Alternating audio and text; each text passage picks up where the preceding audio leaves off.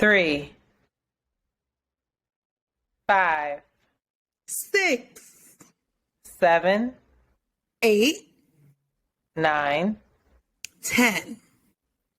Yes. All right, Yeah, baby. everyone. As you can hear, we are back with another Mandii B episode. This episode will be an interesting one as she actually gave us the main topic, which has to do with relationships. We're going to get into that. God. Yes. In the meantime, in between time, updates. I'll go first. Yes, I was ma'am. out with a friend of mine who, when he speaks, I listen. He is a very brilliant human being who I have a lot of respect for. You sure do. That's not who I'm talking about. And so I love you. You idiot. So I was asking him about a certain situation, and he was telling me about some guidance that he was providing someone in his life. And he was basically saying like that this person needed to get more serious, and the rationale around why, and how, there were a lot of sacrifices made for this person to be who they are. And if they don't actualize into the thing that they are destined to be, into the person that they are destined to be, then they are not actually respecting all of the sacrifice and love and labor that went into creating that foundation for that person. And so I sat with that, and it had nothing to do with me. But baby, I said, ooh, this hit. And so I realized, and I've been slowly realizing, and I think, and I wanted to specifically say this with you on here too, I've been slowly realizing and getting more comfortable in the space that I'm starting to take up and feeling deserving of that space. And understanding that I no longer feel the need to play small in order to remain humble. I feel like my gratitude will actually show up in my expansion. I will show people that I'm grateful for taking the tools that they've given me and flourishing.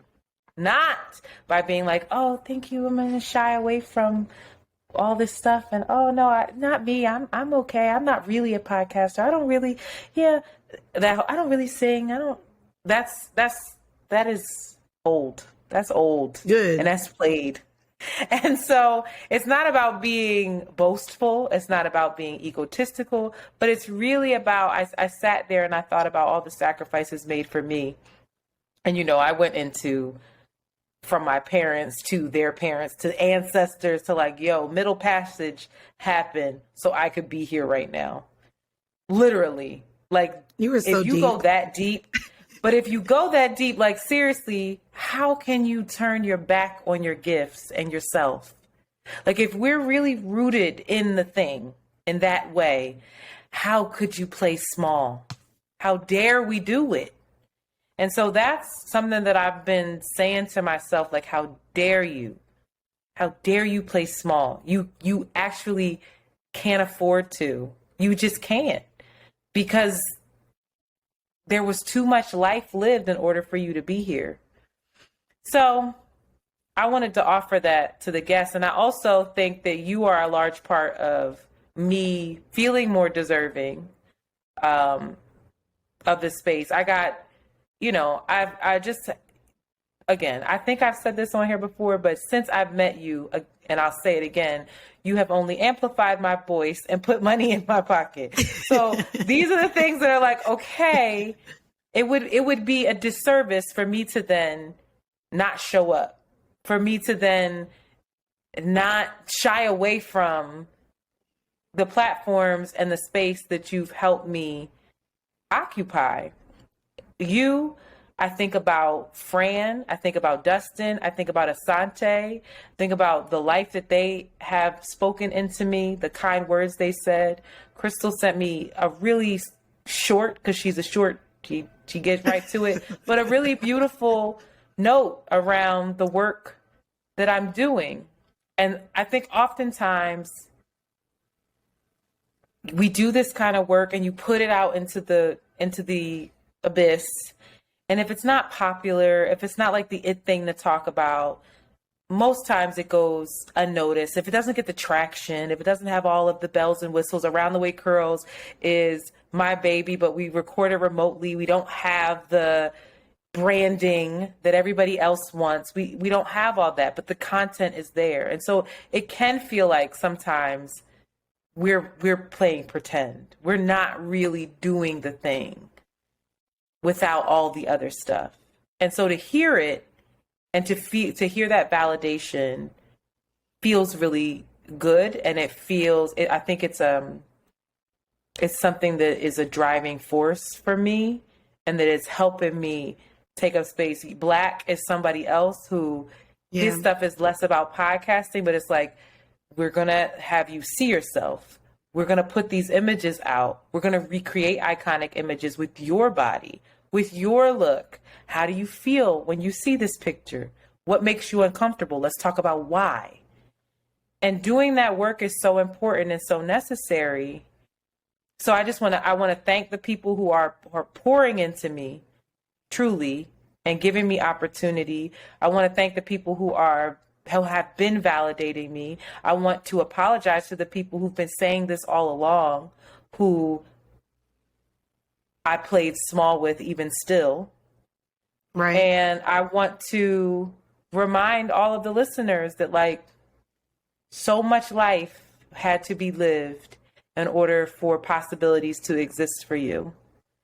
And they cannot be squandered. It is a betrayal of yourself, of God, of your life. And so I think I like that you led with, it's a betrayal of yourself. I think that you, like, what is the saying? You can lead a horse to water, but you can't make them drink it. Mm-hmm. You know what I mean? And so everyone can tell you how great you are, and you'll never be able to live out your full potential until you see it in yourself, or until you grant yourself the ability to do so, either by your work or by your words or by your actions or by your relationships or by your friendships, whatever it may be. People could see it in yourself. If you don't see it in you, you'll never reach it there. So to just give yourself grace and to thank yourself and say that you owe it to yourself first, I think that's the person you owe it to more than anyone else. And at least you starting with that and acknowledging, like, now I'm doing this for me. And now you have the ears open to accept those things from other people. And I think a lot of us have been there, where people around us have seen more in who we are or what we can be before we've seen it in ourselves. I know that's how I was in this podcasting space, how I was even at work, at school, in my relationships, where, you know, maybe sometimes I would accept the bare minimum and everyone around me was like, you deserve so much better. And I'm just glad that you led with that. I think that we should all really know that we do deserve greatness. We deserve the life that we want. And it's possible, but it ain't possible if you get in your own way. And I told you this, I feel like you get in your own way a lot, especially out in these dating streets. But that's a whole nother topic for you and your Birkenstocks. A whole nother time for you and your Birkenstocks, baby. Do you have anything else you'd like to share before we start this episode, child? What's the voicemail? Let's get into, I don't know what you wanted me to share. We just usually do updates, but you gave your update. Just so y'all know, I was talking to Antoinette earlier. She was like, actually, are you potting right now? Yep, I think that's what you're doing. Shut the fuck up. Now, you didn't say shut the fuck up, but I did cut you off. She cut me off and said, actually, is what you're doing potting right now? Yep, I think that's what you're doing. You don't want to save this? And I was like, so I can't talk to my friend because we recorded later? So okay. Bad. But no, you were, in all fairness, you were talking about the topic that you suggested. And I was like, well, Well, first off, I suggested it. Didn't know it was really going to make it until I kept going. Then you was like, oh, yeah, we got to talk about this. Then I was like, okay, I guess I can shut up now. Well, if it's a topic, it's not a part of my catch-up, right? Yeah, no. So if you don't have any catch-up, you don't have any pleasantries, it's fine. There ain't no catch-up, girl. We just talked. This is part 2. We just talked for an hour and a half, so you don't... Ain't no catch-up bit. Oh, wait. What date is this? Is this releasing next week? Yes, it is. Okay, so the only catch-up that I have, if you are located in Atlanta, Georgia, I will be at the Black Effect Festival performing with Horrible Decisions alongside the 85 South Show. Reasonably Shady with the Green Eyed Bandits from Real Housewives of Potomac. Michelle Williams podcast, Big Facts podcast, and it's hosted by Charlemagne the God and Just Hilarious. So if you're in Atlanta with nothing to do, this Saturday, April 22nd, pull up to the Pullman Yards for the Black Effect Festival. That's it. And also, make sure you check Mandii by the way, out. we'll be talking too, cause y'all know how Antoinette been on this pod talking about Botox and all that other shit. Y'all, I'm getting my fillers and Botox this week in Atlanta. No, you're not. So Are yes, you really? I am, girl. My appointment is set. So I am one of those friends that Antoinette was like, yeah, me and my friend was on the phone. It's me. I'm the friend. And, yep. I'm starting the clock. I did not say your name. I know. Well, now I'm letting your audience know. So I'm going to go ahead and get the little, y'all see, hold on. If y'all watching on Patreon, because y'all can see me on Patreon. Sorry. The sun is setting. First of all, the sun is all in your face. And now I'm really white. Hold on. Let me put the curtain down so I can show y'all my wrinkles. Okay, go ahead. Because they ain't going to be here after next week, honey. Well, Botox doesn't quite work like that. Botox preserves the skin that you already have. So if you have wrinkles, most likely. Preserve this dick. Anyways, y'all, so I'm getting fillers to slim out my jaw. So y'all gonna see a jawline. So fillers do that. Fillers will slim your jawline. It's gonna create a sharpness in my jaw, and then you see how I don't really have a chin. It's gonna elongate my face and give me a chin. So it's gonna slim out my face that way. I don't know, optical illusion, bitch. It's science. I don't know, but I saw the pictures and I want it. Nonetheless, the reason why I'm choosing this is like Antoinette and Shanti always say, these white jeans, honey. In my 30s, it's baby, it's a little tricky. That's what Antoinette said. It's tricky. So I got to combat these white jeans as much as I can, and I'm going to do it with fillers. Wow. Wow. That was a lot. Bitch, you said you wanted an update. That's what I'm doing next week. It is an update. I was going to say, make sure y'all check Mandii out on the Breakfast Club, May 4th and 5th. But there you have it. You know, wait, bitch, by then, my shit gonna be settled. My face gonna look nice on the Breakfast Club. It's gonna be settled. Oh my gosh. Whew, I actually really appreciate the fact that you are being honest. You don't lie. You don't. No. You tell people like it is and what you're finna do and what's gonna make you happy and feel good. Everybody know I went to Columbia and got these teeth. My teeth wasn't born like this. Show your teeth, girl. Yes. And now I will say that there are a lot of people who I know who are like, Mandii didn't get her body done. And I was like, no. I did get the gastric sleeve and lost 80 pounds, which, by the way, thanks to COVID, I gained a good 20 of those bitches back. But nonetheless, no, I went from 230 to about 148 at my smallest. And now I'm back to like 165, 170, depending if my period is in town. But yeah, nonetheless, this is all me. And I've been telling Antoinette I want lipo too. And all of my friends are like, bitch, you're going to look weird if you get it. So everyone's telling me to get it. I think, Mandii, you're a beautiful lady. I want you to do what makes you feel good for you. But as you are, it's all working out. All right. But, you know, I hope your fillers settle. Me too. Because if they don't... I mean, they do dissolve. So those are something that they dissolve. It just takes a while to dissolve. I just want you to know, though, if you look crazy, I'm going to tell you.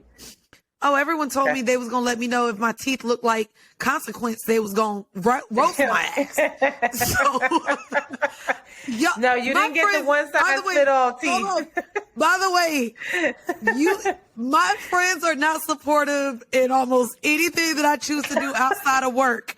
Hold on. That is not true. Y'all support me with work. They don't support my decision to change things on my body. They don't support the nigga I keep going back to. They don't support. God. Please stop. They only support my podcast, y'all. Everything else. We support you, and we say we love you as you go but through also, this thing I'm called a roast life. your ass. But also, you let me know I'm a roast you, and I don't agree with it. So you just gonna take these jokes. I'm gonna tell you now. I'm gonna say, listen now. That filler, your chin look like what's Jay Leno? What you doing? Don't do that. What's happening? I am not going to be out here looking like that. What if you end up looking like the Scream mask? Stop it. Remember the Scream mask? We're not going to do that. And you're aging yourself. And you are aging yourself with your I'm aging myself. Listen, I'm going to age. I am actually aging. I looked at myself in the mirror. My mom told me this would happen one day. She said, one day you'll look at the mirror and you'll just see that you have aged. You'll just see it. You'll be putting on your makeup or getting ready for bed, and you'll just see your face and say, holy shit, my face is different. And I'm making it to where maybe that happens now 10 years later than it was going to happen because I'm getting these fillers and Botox. I can't knock it. I'm not at a place where I want to do that. But you've been researching like me too. Stop capping. Not researching, but amazed by the sorcery of it all, especially that chin. When I saw them guys slimming out their chin with those fillers, I thought it was some sort of, I didn't realize it was filler. I know that it was a needle, that it's non-surgical. I thought it was some sort of acid or something that kills the fat. I didn't know that it was. There's Kybella as well, and then there's actually lipo for your neck and chin. That's not what I'm getting, because Kybella gonna make you look like a toad before it slims you out, and I ain't got time to look like a toad out here. I mean, I already halfway do when I make my face a certain way. Don't do that. All right, well, more to come. I can't wait to see what happens, and I hope that you love the results. Me too, bitch, because it's not cheap. Oof. In other news, we have some voicemails. Now, we got y'all a ton of voicemails from the parenting episode, the gentle parenting episode titled "My Mother Was My First Bully." And I don't feel that it's right to play any of those voicemails. Hell no, because it's fuck them kids and I ain't no mama. Yep, I agree. Thank you. I was going to tell you, don't play them shit. Never fuck them kids, but we understand that you don't want to be a mom or embark into motherhood. That's a different way to say that. I am one who is actually pro-choice and pro-abortion. Sure am. Well. Pull up the vacuum. Sorry, go ahead. Go ahead. No, Mandii. Sorry. All right, let's settle down. Let's take a collective breath. Come on. All right, let's do this voicemail. I actually can't remember what these, we only have two, what these two are, but they were not for the parenting episode. So let's see. Hi, oh my God, I love you guys so much. Okay. So I just wanted to call and I'm just reading from my notes here. Okay, so it's a praise podcast. You guys are amazing. Politics as usual. Antoinette, you put a lot of work into it, and it shows. Shanti, you are so funny in your commentary, your side comments. You have a really silly, jovial, convivial spirit. You both have so much depth to you, and I really admire your friendship. My questions are, Antoinette, you mentioned reading Communion, The Female Search for Love by Bell Hooks, and I wanted to know your thoughts on it, both of your thoughts. Antoinette, specifically, being a single woman in your 30s, do you ever feel angst as time passes with no romantic love or attachment to a partner? How have you both thought about the quest for love? Briefly, if you can talk about what's been your experience like searching, if you ever have, is it futile? Are you hopeless? Does it even need to be the goal? Do we really need romantic love? Great, thanks. Bye. Okay. So the bell hooks. Yeah, go ahead and start that, girl. I have not read that. I do think that there are passages that I read from it. I need to read the whole thing. Next up for me for bell hooks though is going to be what is it? The one where she talks about men. Shit, I can't stand myself. I should have had that written down. Anyway, the will to change. I think that's going to be the next one, which I think every man who I have high regard for has told me to read. But yeah, I mean, like the love thing. Listen, I talk about it a lot ad nauseum. I think I'm at a place where I'm open, I'm hopeful, and I do my very best to not make decisions based off of my hope that one day I will be partnered and in a romantic relationship that is one for the ages, you know? But in the meantime, in between time, I have to be good with me. And so that's really the focus. Of course, I would like to have intimacy. Of course, I would like to have romantic love. It's not something that I shy away from. It's not something that I'm saying that, you know, at this juncture in my life, I'm not ready for it. I feel ready for it. The thing that would probably be the most difficult, two things, I think would be the time commitment and really finding time to actually dedicate to a relationship and to growing in that relationship and honoring it. And then also the fear factor that all of this work that I think I've done on myself, that once I enter another relationship, that I revert back to my old codependent ways.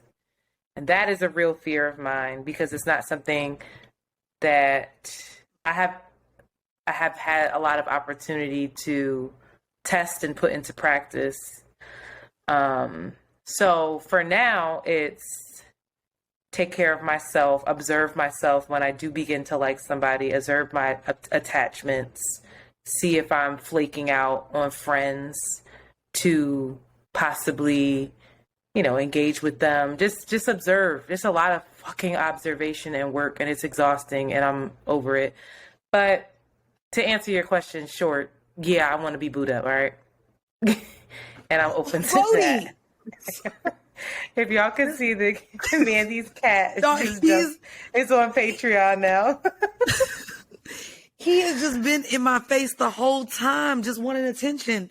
I know, we'll get done soon. Go ahead. I wanted to pull this up because you even saying that, I had came across a thread on Twitter that talked about relationship anxiety. And I do feel like you have it. This specific one, it ventures off into two parts, right? There's relationship anxiety where people want relationships but are super hateful toward their hypothetical partners. Basically already worried about how that partner is going to fail them, right? But then on the opposite side, there is relationship anxiety when people are hyper negative about future relationships based on how they fear they will show up. So the person says that they refer to this as the prepare to fail game because they're constantly worried about how things will go wrong before things have even begun. And so they prepare for relationship failure before success. And I think that's something that, girl, I read deep into this. It was a conversation that I was going to have. But as you were talking, I was like, ooh, this may be the umbrella you kind of fall under, right? I think as well, what I've noticed with my friends, and I'm like the young one of my friends. I'm 32 years old, but a lot of my friends are 36 plus. And so first of all, I'm 35, not as watch much. your mouth, but go ahead.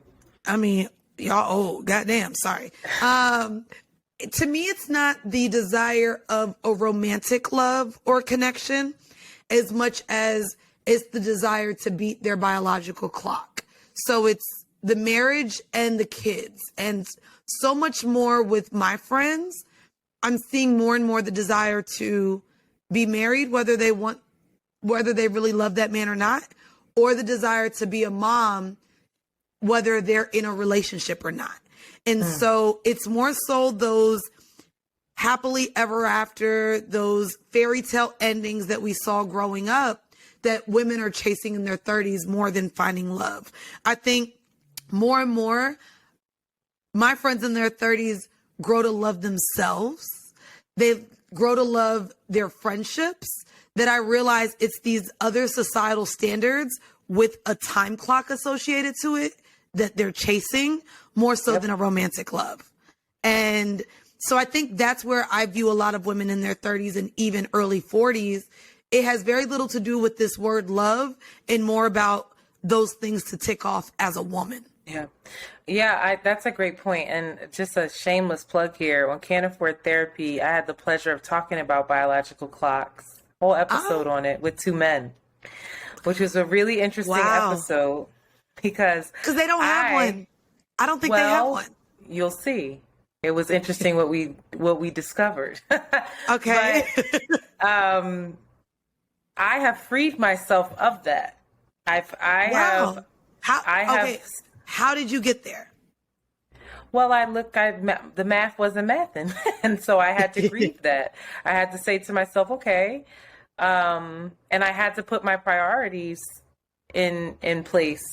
I basically said to myself, you are not partnered. You're 35. You're not dating anyone either. Right. So you don't even have a potential. You ain't even hunching. You don't have a potential partner. So with that, you're the worst. You're reaching your capacity. I can see it. She's like, this is 2 hours in. I've been serious enough. Okay.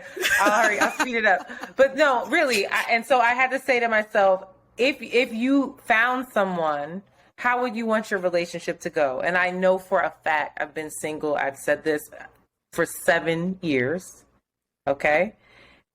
I would want to spend time, energy, all the things alone with that partner, unless they already had children. And then we would have to navigate that. But to bring I am not in a place where in 2 years, I want to be pouring into another being. I have so many kids around me and to be sacrificing in that way. I just feel like I have not been afforded the opportunity to travel with someone that I am in love with.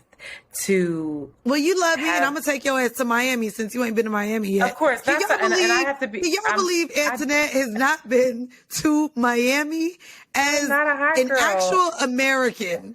Why have you not been? Because if I'm gonna get on a flight, I want to go to Ghana. I want to go to Bali. I want to go to South Africa. I want to go to Tanzania. I want to go to Morocco. I don't give a fuck about Miami. Maybe that's bitch. So now you don't want to go to Miami? So fine, I ain't gonna. I told you I didn't. That I was like, Art Basel apparently is a scene now. I don't want to go. No. I wasn't gonna take you to Art Basel.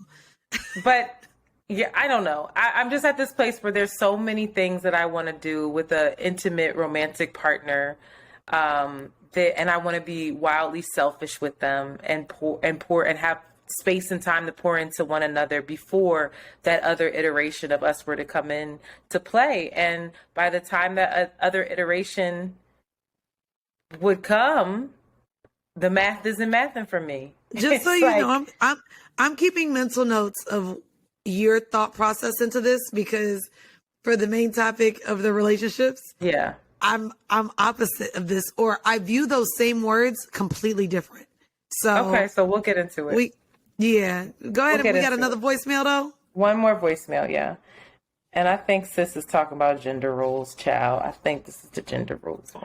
Okay, I just called you to talk about the My Mother Was a Bully episode, but this is a side note from that. A few episodes back, Antoinette, you were asking a question like, I guess, what are you willing to do, or what are your requirements from your partner in a relationship? And I think what the discussion should be is, are you willing to be of service to your partner, which looks different at different stages in life, and I can speak from experience on that. I think in the beginning I had very strict expectations of what a man is supposed to be and what a man is supposed to do.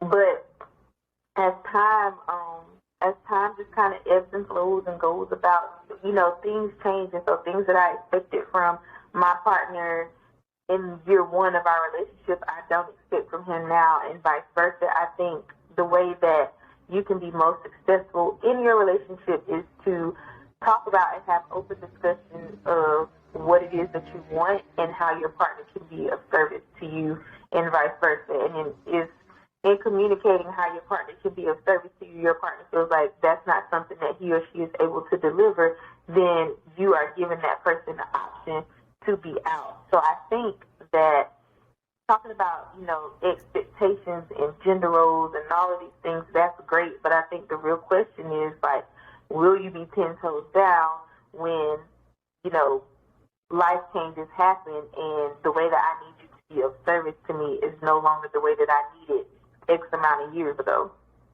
So while at one point I was expecting for my partner to pump the gas, if that was the example, pump the gas or pay the bills or be the one to fix up the things, because physically there are indeed certain things that he can do that I am not able to do as a woman, and I'm not changing oil and I'm not, changing tires just for the heck of it. So those are things that I expected him to do. But then we have things that happen, like physically he's able to do it now or was able to do it at one point. But if he gets a back injury, will I figure out how to be of service to him because he's no longer able to do those things? So I think that's the conversation that we should be having,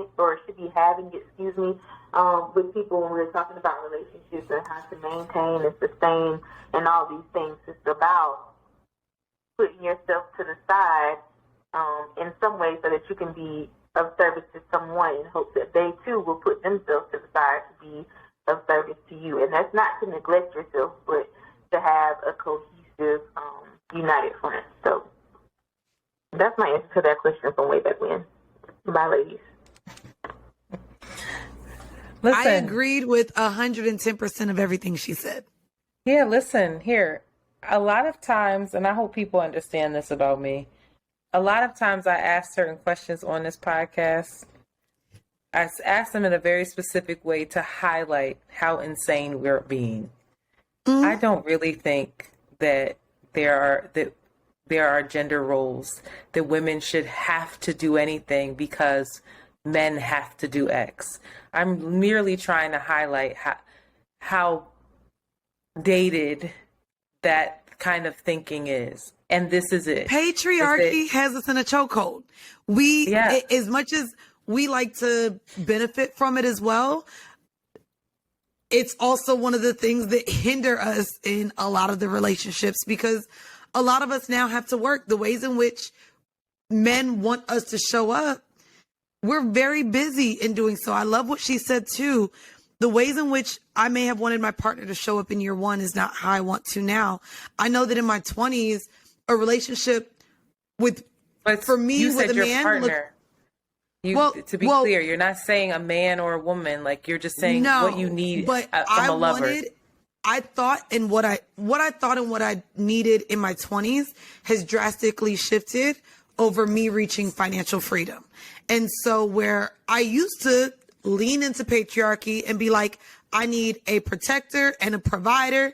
I need a nigga who gonna pay the bills. I need I realized, and I've actually had this conversation with my ex, my friend, my soulmate, whatever he is. I don't know what his title is anymore. But I actually just had this conversation with him because the ways in which I love how he shows up for me. He's thoughtful. He does acts of service. He listens. He's affectionate. I actually told him those same things, and the reason why I love him is what he battles with because of his own masculinity. He projects that he feels emasculated, yet the ways in which I want him to show up have nothing to do with the patriarchy or what he deems to be masculine in terms of gender roles in a relationship, right? He feels emasculated because I don't need him to pay a bill, because I don't need him for protection, whatever this word protection is to people anymore. Or in the simplest of ways. Yet I'm like, you're my peace. You are someone who I enjoy being around. You are someone who I enjoy talking to. And emotionally, you are there in the ways that I need you to be. And he battles with the fact that that's where I want him because he feels like it's bitch shit. Is that what he said? Which is crazy. That's how, first off, you know how I see things differently in my head than how it's really explained to me. But yes, in terms of his overuse of the word emasculation, the constant definition of what masculinity is to him, he is also Muslim. So the gender roles of how men and women aren't equal.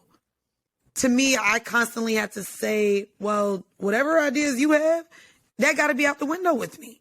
I'm not looking for the society standard of what a gender rolled ass relationship may pertain to. I'm a woman who's not only independent, but I don't need you for the things that a lot of men want to feel needed in. I think that is why a lot of men go out and maybe deal with the sugar babies and stuff. A lot of men financially like to feel needed. That's why they bust their whole lives to make the money that they do, to be the breadwinners. If you're in your 20s and you're listening to this, you may be dating somebody who literally leads with, I'm not where I want to be in my career yet for a relationship. I don't have enough money for a relationship.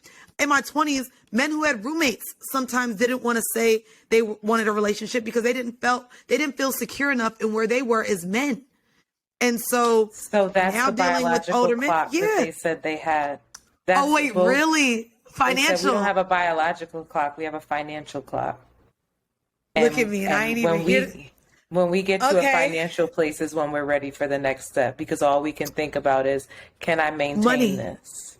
Wow. Yeah. So I hear all that, and the only thing that I'll say to that is, and offer us, is to examine why men think that. What role do patriarchy, we play in they gave themselves that. Also, what role do we play in upholding that? What conditioning do they experience to even start to believe that? You know, I don't think that's societal fair, rules.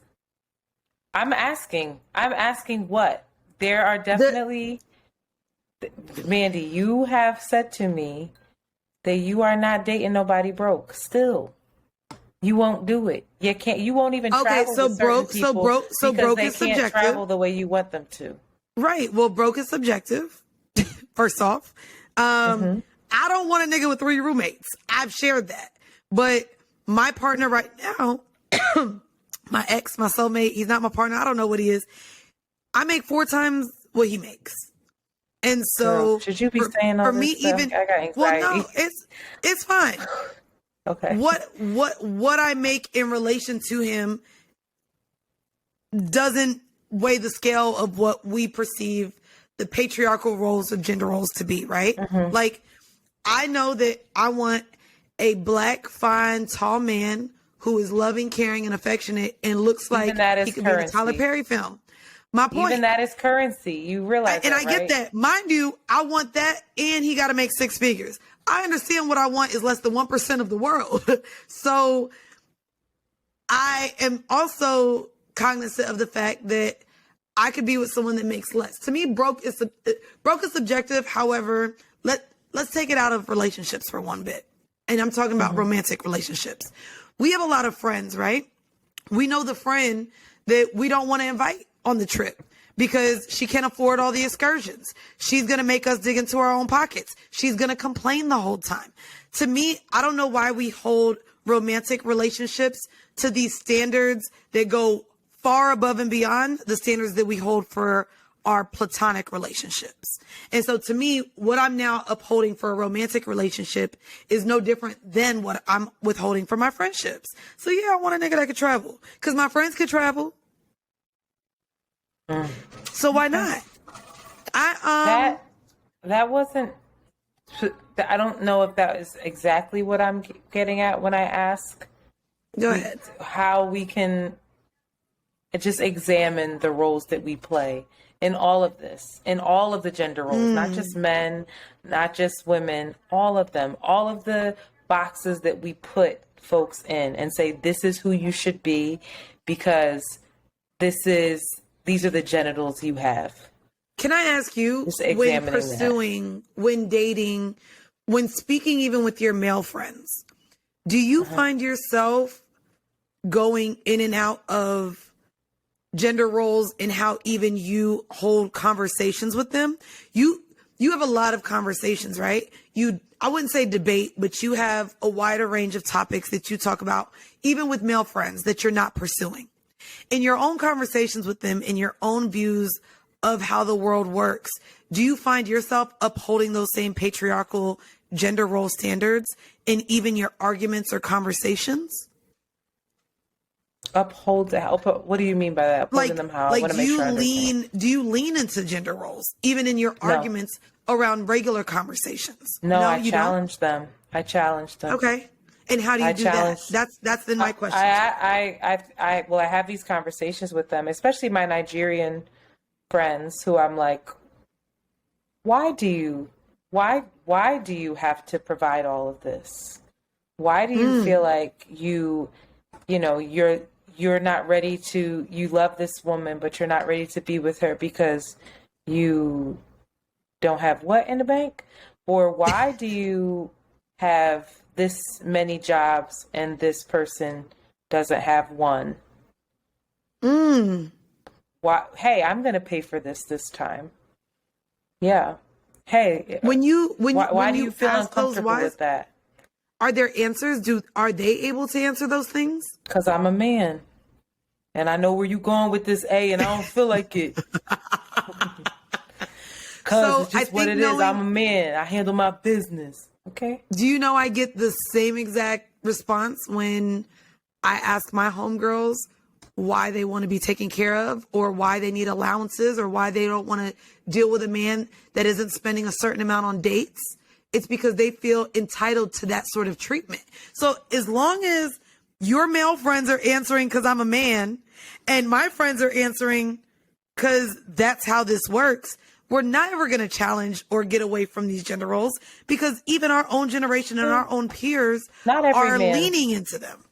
Well, I'm speaking about a certain. We don't say every. I said no. No. I know. I'm saying, I want to be more specific though. I think there are a lot of people challenging these roles, and even in them challenging it, or just maybe you don't even challenge, but maybe you're just aware of the why, so that there are problems that I feel there are problems that come with these gender norms of what the expectation then of a woman is if you're giving her an allowance, of what the expectation of a man is if he's the sole provider, what that looks like. Is there space for him for rest, for softness?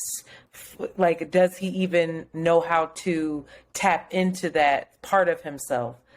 All of those things, I'm saying we have to be hyper aware of the why. If I'm out, there's a man that I think smashes a lot of gender roles and who is brilliant. Whenever I'm out with him, he fucking pays. And it's not, and I don't challenge it. I'm not like, hey, why don't you let me do anything? He's just like, I got it. And I know that I have it more than you, basically, in the nicest way, but like, girl, shut up. I'm not hurting. And if I was hurting, I feel like that he would be open enough to share that and say, listen, and not have shame around it. That's what I'm getting at. It's like these unfair expectations on people lead to so much anxiety, and they lead to a disconnect between the two genders in terms of now I can't see where you're coming from. You can't see where I'm coming from. And like that caller said, it's to me, that's what I'm getting at. It's less about the roles. We are people. How can I show up for you and support you?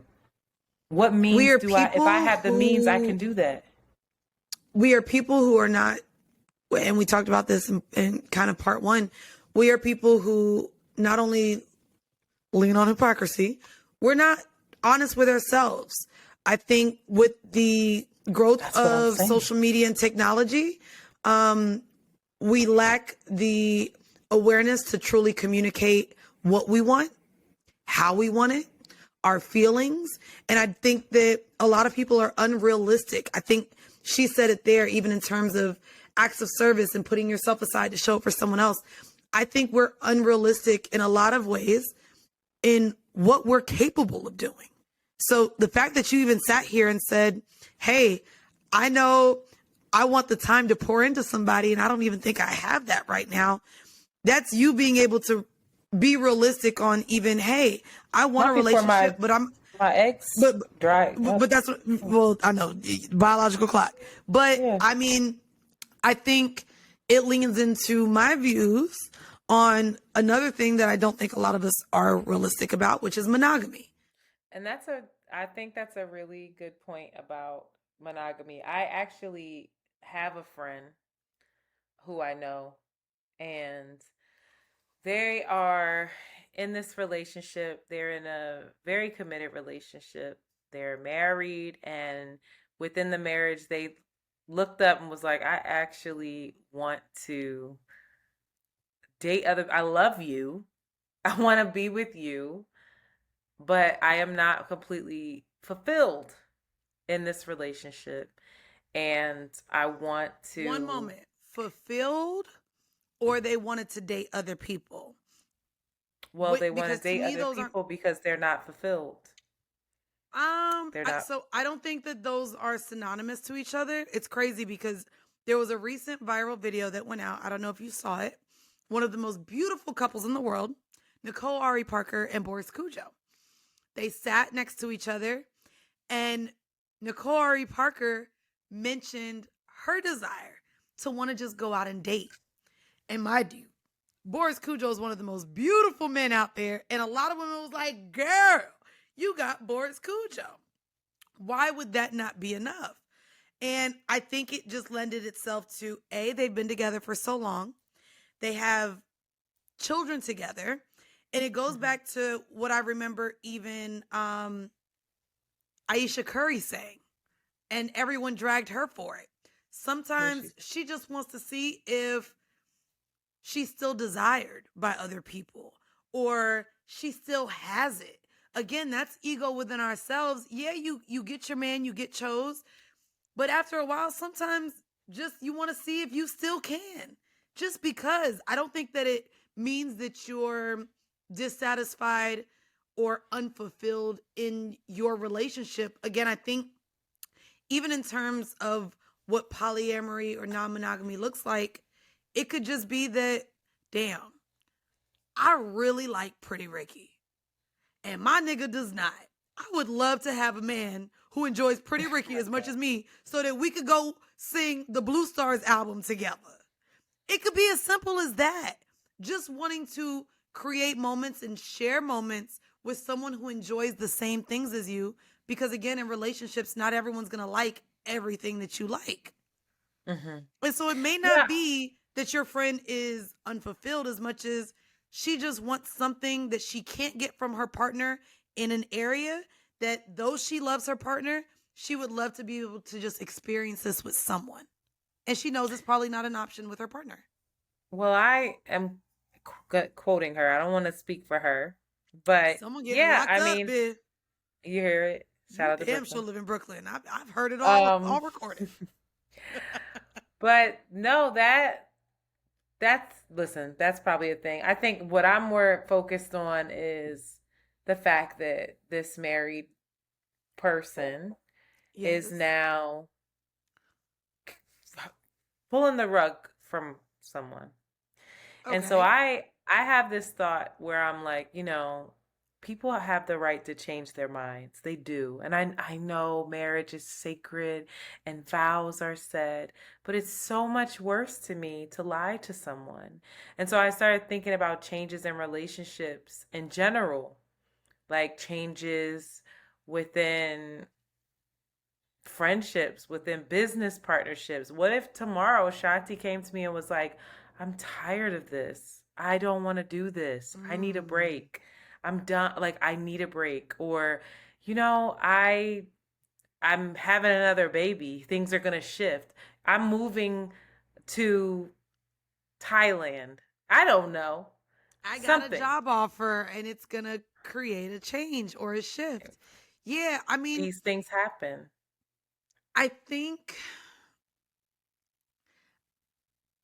think you have to be open to the reality that Hmm. people, things, our economy, the weather, the seasons, everything changes.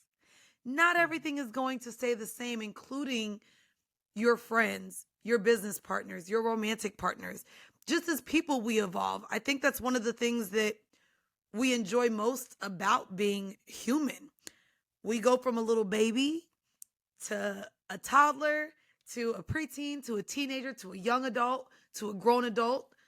We mature in our jobs. We love promotions. There's a lot of things in which we celebrate in terms of change. However, when someone else changes and it We're affects supposed to stay us, the that's when same. we don't like it. We're supposed to Yeah, stay it's the like same in our we're supposed to relationships. say the same in our relationships. That's not realistic. It's just not. Your podcast is supposed to grow. Shanti, as a mom, as a business partner, as a friend, there's she's supposed to change. That's literally what we get to enjoy about life.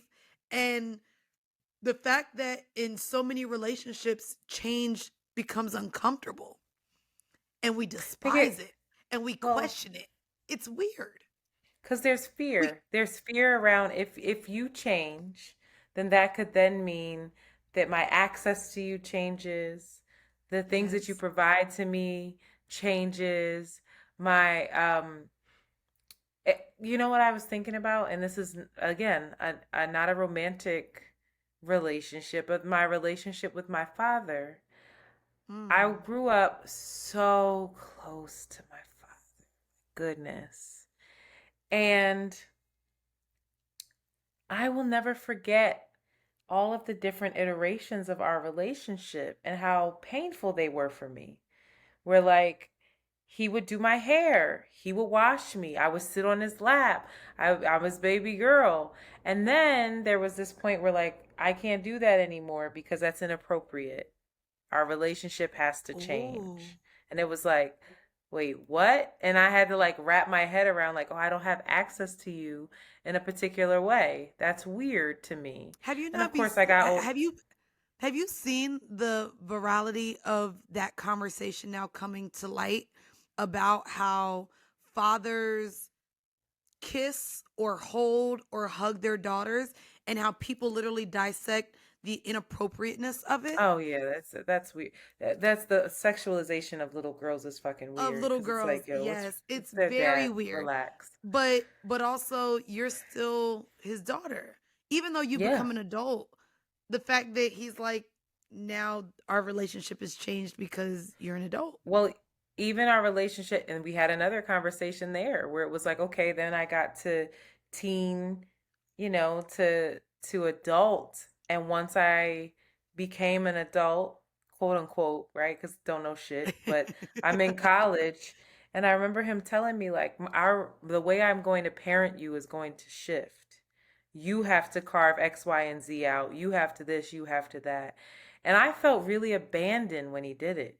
I felt so Wow. abandoned because I was like, that is not what I'm used to. I'm used to helicopter parent, and that provided me a bit of security. And now I just feel like I'm out here, and that's not what I want.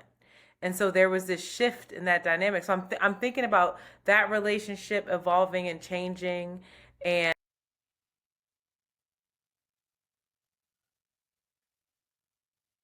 What happened? It's recording on my end.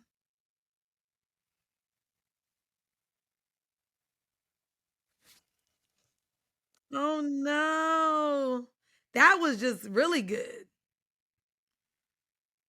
Oh wait, I see. Yeah, yours isn't recording video or audio. There's no like circle next to your name. If y- yeah, no, that's gonna ah.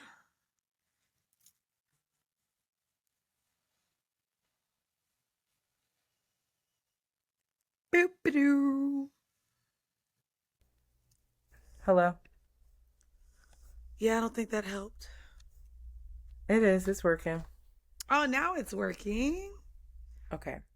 But Okay, that, there was technical difficulties. It's all good. We back. it's fine. Wait, I did it not just think, record any of that for you though? Because that was good. no, it was recorded, but Okay. I'm gonna have to splice these videos together. It's fine. But I say all that to say that's a shift. I know that when Shanti had her daughter, that was a shift in the relationship. I know that when Jasmine blew up, that was a shift in the relationship of like, oh shit, we can't do the same things we used to do. Oh, you're not as readily available to us as you used to be.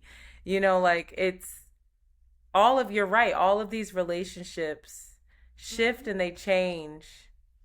And then romantically, we're all supposed to stay the same. So I was looking at my friend and I wasn't villainizing her at all, but I was just thinking to myself, oh, it must be so hard for him, right, to wrap his mind around that and understand that because there's still pain and hurt and like, well, this isn't what I want. And like, now you got to navigate it, X, Y, and Z.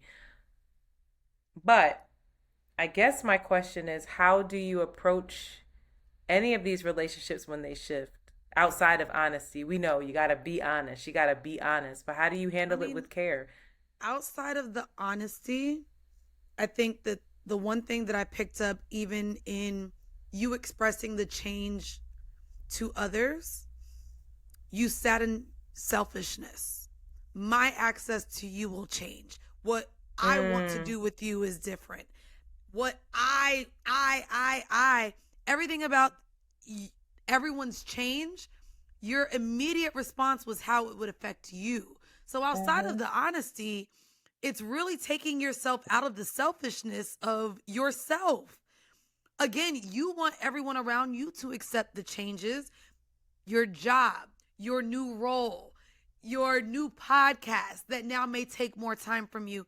There's a lot of things that you hope you receive the grace in the change and growth that you're getting and how you may be showing up differently for them. I think that it's really taking the I out of it and accepting that they're human. There's going to be life changes that take place. And now you have to see, okay, well, I am happy for this person. They're happy for this change. Now we just have to figure out how this creates a safe space for us both. Not what if you they're not happy at, with the change? Then you have to ask yourself why. Because do you love this person enough that you want them to be happy? If it's a change that is making them happy, you have to sit in the fact that this isn't about you. And if you want that person to be happy and you love them, you find a way to grow with them, to evolve with them. Not that they're taking something from you because they changed. And I think that that's all I heard when you brought up everyone else's changes was I, me, this, how this will all affect you. And I think that that's what we have to do with the changes of other people and definitely the people that we love and care about. If it's a change that they're excited and happy for, you kind of have to, okay, all right, here we go. We're changing. We did that when we left middle school, when we graduated, or not. And I or not. If it's a change that you're like, I do not feel comfortable with this. Baby, this is not what this change impacts. This change impacts me in a way where it's going to double my workload, or I feel abandoned. I don't feel supported, or I feel abandoned. This new place in your life has changed what our original friendship or work relationship or overall interaction with each other is. And I don't really like it. So I wish you the best, but this no longer serves me. I think being able to move on from a friendship that is no longer serving is a huge thing too. I think we see that happen a lot when we graduate high school, right? Trying to hold on to those friendships when we all go to different colleges or we all do different things now that we're not in the same high school and see each other 5 times a week. And a lot of times that's where we experience so many growths that it becomes harder to maintain friendships that are just no longer serving us. And so I think that with change and evolution, we also have to be then selfish enough to understand when a relationship just no longer serves us. And self-aware and being okay enough. with accepting it. Yeah. Yeah, you have to be self-aware enough too, because it's like, God, I'm trying to think of an example outside of my friend, because that's a bit too personal, and I don't want. But let's just do a Well, I ain't gonna be hypothetical. personal with your ass anymore. That's why I brought up the high school thing. Because, baby, So I let can be me. personal, but I ain't gonna do it. All right, I'm gonna say this. Mandy and I just recorded a whole 45 minutes worth of the end of this episode, and I listened to it and thought that was. I appreciate her. I love her. That was deeply personal on her end, and I didn't know if it was. I didn't know if it needed to be shared with the masses. It was two girlfriends talking that forgot microphones were in front of their face. And so I said, you know what? We gonna hold that. And I love you enough to hold it, even though it was golden. I don't want to get you in trouble. It may now never see the light of day, baby. It may not never see the light of day, but you just remember that I got your no, best interest at heart. I think it may be a conversation I'm gonna bring up with him now, just so that it's had. But I love the conversation. As soon as we got out of that recording, I was like, "Girl, you need an episode, though. I ain't gonna sit here and have you not have an episode." So I said, "Start the mics back up. We're going at it again." And we went through a couple of relationship topics that are, of course, in the blogs and stuff. And then when you said, "Let's talk about accepting change within relationships that aren't only romantic," I said, "Oh, yes."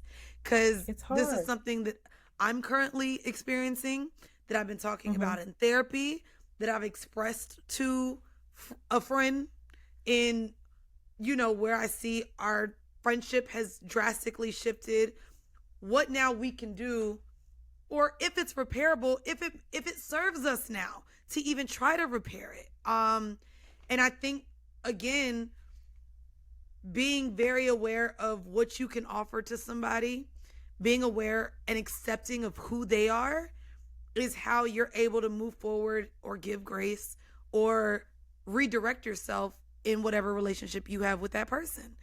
But again, so let me taking the eye out of it, girl. Talk. I come up to you. By the way, y'all, I'm scared when Antoinette be like, "Let me ask you this." No, let me ask you. I come up to you, right, and I say, "Hey, Mandii, let's say a year from now, let's say can't afford therapy. You're an EP and can't afford therapy for us. You didn't got us a deal. We're doing well. You're making money off of it. We're all making money. Everything's good." And I say, you know what, Mandii? I don't think I can do any of this anymore. I just got a promotion at work. I'm not going to podcast. It's too much to manage. And I leave you high and dry. How does this all come into play where you're like, you know what, this is the best thing for her? So you saying that doesn't leave me high and dry. High and dry is, bitch, I got a promotion. And you just stop showing up because your promotion. Okay. Like, there's a selfishness in not telling someone what you're doing, but you gave me thoughtful enough up to give you. You're thoughtful enough to tell me, okay. So now, also because it's not up to me, I would go to Josh and Savon. Hey, this is where we're at. Do we find someone else? Do we continue? To me, then it's a conversation with everyone. I've been there within work projects. I had to do that before in busy season. I let Ernst & Young know, hey, I appreciate the opportunity. I would like to put my 2 weeks notice in to venture off to myself. I said, I'm having a wonderful entrepreneurial career. I just sold out Caroline's, and I shared my excitement.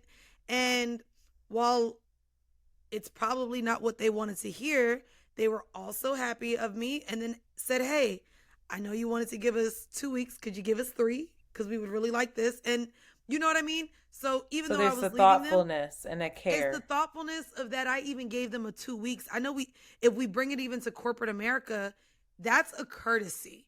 To give someone 2 weeks is a courtesy. To tell someone this is the change that is happening, I want to let you know, is 10 times different than just not showing up for your shift and making them figure it out. That's a huge point, because even within our romantic relationships, what I'm hearing in my own circles is that now that we're hyper aware of our boundaries and of setting our boundaries and of knowing who we are and of not, all the buzzwords of not Yes.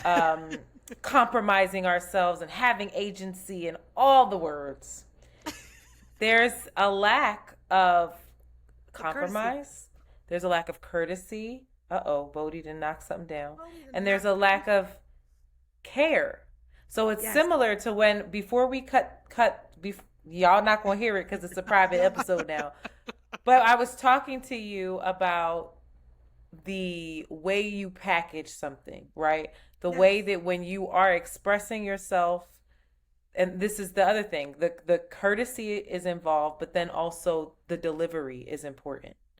Of like, I've noticed in some relationships now that people who are trying to be more assertive, who are becoming more self-aware, they just are very curt and like, this is what it is and this is how I feel. And I'm not going to shift on that because this is my boundary. This is and my it's like, boundary, But it's really off-putting, and it makes it hard for somebody to hear because the delivery is fucked up. And so the way that I was saying that to you on the thing that we're not going to air is, if you're in a plane, because I want to say this again to the listeners, if you're in a plane, right, and let's say the plane is the news, you got to land the plane, and the plane's got to land on a tarmac. That's the destination, right? You can gracefully land that plane so that all the passengers, all the information is delivered in a way where it's all intact. Everyone is safe. It's a safe space. Or you can crash that fucking plane and let that shit explode, and you still got to your destination, but none of your messages, none of your intention ever reached that destination because of how you landed that plane. So when we talk about these big changes, and I swear, I have so many friends now. Like, I can't tell you who are like, I think I'm polyamorous. Like, this is the thing. Yeah, it is. And they're dropping these bombs on their partners. And they're expecting their partners to adapt. Just receive it. Yes, to adapt. To receive. Yes. And if you do not adapt, then you are telling me I can't be who I am. Yeah. And you are impeding me from living out loud. And then they say it in a way that's not even caring. Yeah. So that's why I say, when you even use the example, I think there's a thoughtfulness in delivery and a way that you can say something that lets the person know that you at least care and that there's no malice behind your change. And that's the thing too. Even like when we go back, a lot of people receive a change in your life as an attack on them. What do you mean you're doing this without me? Or this is, you know what I mean?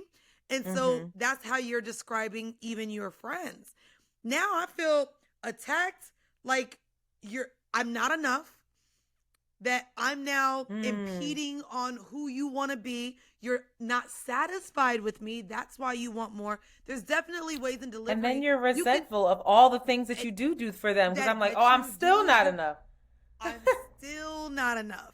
And so I think that, again, it's removing the selfishness, but I think that you brought up a good thing. When a change is occurring, I think the way you even announce or prepare those people in your life for your change, there has to be a thoughtfulness in a way that you let them know. And I think that's in business too, baby. Yeah, it's in business. That's too. it. I think about doing, and you do business with a friend. I do business with a friend. And that is, what a thing to navigate when things shift. When it's fine when everything's chugging along as it should. Yep. And what I've noticed even this week, where like, I could tell that Shanti had anxiety about not being able to record. I could fucking tell. And that's why at one point I just wrote her and was like, yo, don't worry about this week. I'll figure it out. And she didn't really acknowledge that she was still stressed out about her other stuff. She's like, I'm not worried about this week. I'm worried about the, and I was like, okay, maybe that wasn't what you were worried about. But I could feel initially, and I was just like, because there's a shift, there's a change, and we haven't figured out yet that or I haven't figured out yet how to be more agile in the working relationship of like, okay, we're gonna have to flow a little more. There's got to be flexibility. We're both juggling incredibly ridiculous schedules. And so when something does shift to me, I'm like, fuck, this is a domino effect on, because immediately I was like, okay, if she can't record these days, then that means I got to figure something out on Sunday. I'm going to be exhausted. I mean, this birthday, I also got to work Sunday. How am I going to meal prep? Like, I start going into that whole thing, and then that's on her. And then I'm landing the plane and crashing it with my delivery. I mean, I'll be honest with you. I think, and we talked so much over the last few years, even on See the Thing Is, about working with friends, business and friendships. And I got to see both sides of the coin, right? I had one work relationship that was strictly work. We weren't really friends. We didn't hang out outside of the space. And then had a completely different experience. And I was like, okay, thinking the grass is going to be greener. When you actually do care about someone, the delivery and coming to somebody about business becomes harder. When you work a job and them niggas ain't your friends, calling out is easy. Bitch, I got shit to do. Y'all gonna figure it out. When you have plans with a friend and you have to cancel, there's anxiety even in telling that person you can't show up because you want to show up for them because you care about them. Is it because of the expectations, though, that are on that? Yes. Because we're not allowed to change? Yes. We're not allowed to? Okay. Yes. Yes. But also, I think that you keep your word for people that you care about. Like, there's just a different way in which we show up as human beings for people that we love, that we care about, than when we're showing up to collect a check. To me, it's the same, and y'all know I'm going to take it there. It's the same difference in how you show up for your boyfriend as a woman and how a prostitute shows up for a man that she's being paid to serve. Like, what do you mean? A prostitute is there to do a job. The way she shows up for him is to provide one thing and be out. That's what a business is. You show up, you do your job, you leave. In a relationship, even though you're still having the same sex that a prostitute has with a man, now there's thoughtfulness about the aftercare in the bedroom. There's cuddling, there's affection, there's checking in with that person. There's making sure they enjoyed the experience. There's making sure their ego is stroked in a way, sitting there talking, caring about what they did that day. Prostitute don't give a fuck how your day at work went. In a relationship, though, you have to juggle now the sexual needs of your partner, the emotional needs of your partner, the physical needs that go outside of the sexual needs. There's all these other layers to it. And I think that in business, when you have to care about all those things with a person that you're also just showing up and working with, it becomes that much even more difficult. And let's not even get to the dynamics when you own shit. You're not even just working with a friend. You're owning a business and growing something with a friend, which means now you're married and the baby is, and the business is a baby. That dynamic is different. That's when I think even more, it's I think more exhausting, but that is when even more courtesy, even more care, even more thoughtfulness, even more compassion in landing that plane and landing that message is required. And like, I don't know, I'm realizing that like, I really sat the other day because I was out and a listener came up to me, fucking crazy. Y'all are crazy. They came up to me and they were like, yo, Around the Way Curls. I was like, oh yeah. They're like, where's Shanti? I was like, she doesn't live here. She lives in Philly. You can't be a listener. Like, what?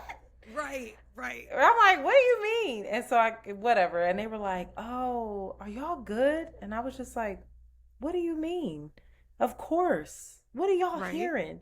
And so she was just like, oh, well, I hope, I just want y'all to keep going. It's like this weird Around the Way Curls thing that they're like, Antoinette and Shanti gonna break up. It's like, girl, they do that with Horrible all the time. I don't think so, but all right, y'all. But yeah, no. I sat back after that and I thought to myself, we've been doing this for a long time. If a dynamic within our relationship did change, and not for the worse, not something bad happened, how would you handle that? Would you be okay, or would you would you I'm processing this out loud, so forgive me, but like would it would you be so scared that you would act out instead of hearing it from her? And how do you do that within your other relationships of like when they change? I are you are you so scared? Are you holding on to what is so tightly that there's no space for growth, really, because you're holding on for dear life to where and what it is? It's crazy because my therapist has been trying to get me to live in the present.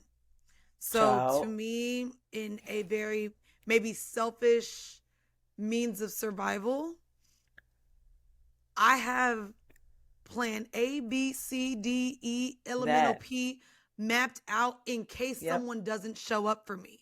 I remember and this is where it's been hard, even talking about the relationships and men I did have and what I did have for money and why I had to juggle so many. It was because I didn't feel confident that I could rely on this one person. So I had to Mm-hmm. have backups. I think even in business, I do it. And it's not fair to my partners. But if for whatever reason you decide to make something in life, I've always only had myself. And so I have ways I would shift or what I would do if all these different things happen. You know what I mean? Because life happens. Let's be very fair. Weezy comes on the podcast all the time and talks about how she wants a baby tomorrow. Girl, we about to do a tour. What you talking about? You about to have a baby. So we ain't going to be able to twerk together. And I just think about, okay, if she wants a baby tomorrow, what does this look like for me? And again, back to the selfishness of change. Here goes me thinking about how I'm going to be affected with the change or decisions of someone else. And I think all you can do, and the only person I've ever been able to count on in life was me. All you can do is adapt. And that's it. And so as long as I know I got me, and as long as I know everything around me, literally the tectonic plates that we sitting on, everything can shift. Everything. Are we on tectonic plates, right? That's how I don't know. shit happens. But you don't start with your shit, please. Y'all. What? That's how earthquakes happen. It's how Okay. what else happens? Tsunamis. It's the tectonic plates. You also think And we're it in a happens big old, like this. didn't you say we're in a globe or something? Like not a round globe, but like a globe It's that's called a being dome. controlled by It's called a a dome, dome. right? It's called a dome. Girl. Continue. Dome. It's called a dome. I know what a dome is. No, but I loved this conversation because I think I don't know if we got the anywhere. people It around kind of went all over the no, place, but I get it. I love where it went. I hope the listeners were able to sit and really hold the mirror up to themselves and see how they show up when people around them changes, or what grace they've allowed for the people around them to accept their own changes. And Yeah. I think it's just the reality of life. And I'm here for the challenge. Oh, shut up. All right, y'all. Listen. All right, we y'all. we didn't podcast it for about 15 hours to get this episode out now. We did. I'm gonna listen to the old one and see what we can keep in. No, I don't girl, know. you gonna cut it out from where I said cut it out. All of that's gone. All of that's gone. Nah, I appreciate you for having me sit in. Shanti, Thank you big so shoes much. to fill. So, Oh gosh. Shanti, bring that ass back because I do not know how to sing, and you better not cut me out singing after these Sing to messages. us. Boop boop. Okay. When I sung to the messages. Girl. First of all, Well, this is no, the end of thank the you for episode. having me. By the way, y'all, next week, Antoinette will be the guest host on See the Thing Is podcast. Hey. So y'all make sure y'all tune into that, where we'll talk about everything that I gather information from the Shade Room on. So I love you. Look at how she still took over the end of the episode. This is just the pod guide over here. Sorry, go ahead. No, you're fine. Thank you so much for filling in, Mandii. Thank you for trusting me. Yeah, even though with my your stuff. Sushi is warm now. I apologize. For real. We done said it. We did just pod for 6 hours, y'all, for this hour and 20-minute episode you just got. So. I think it might even be shorter than that, child. Once I finally cut it down. I don't care. We did the best we could do, and we had a real human moment. And not everything is content. And okay? Protected my relationship, y'all. I said, no, ma'am, not everything is content. We're not putting this out, but I'm gonna let you keep working through this because you are processing, and I will not stop it. Okay. All right, girl. I love you. Thank you for having me, girl. Love you. Thank you. Bye. Around the Way Curl Squad. Bye. Go eat your food. Thank you so much. Hold on, let me stop this. Bro, that was another 35 minutes. I think we good. Cutting I'm not worried about it. You're worried about stuff that I'm not worried about. I'm not worried about. Cut everything out about my nigga. I will, absolutely. And it was really You're just welcome. that ending part. So no, I'm cutting out as soon as you said I don't know about him, but I want to date. Yada yada yada. Yeah, that's going. I want multiple boyfriends. Cut all that out. I said, whoop. I express what I mean by that. You but do. I do. I just don't know how to express that just yet. I don't think that you want multiple boyfriends. That's not what you described. You want the freedom to have friendships. And that's not the same thing. Yeah. If you can't have friendships with men, then that also is a problem within the relationship. There's a control issue there and an expectation of you that doesn't feel fair. To you as a we transfer, I'm gonna send all. Did you hear what I said? Yeah, but again, those have to do, and I think that's why when we even got into talking, even when you express what it's insecurities from him that I can't change.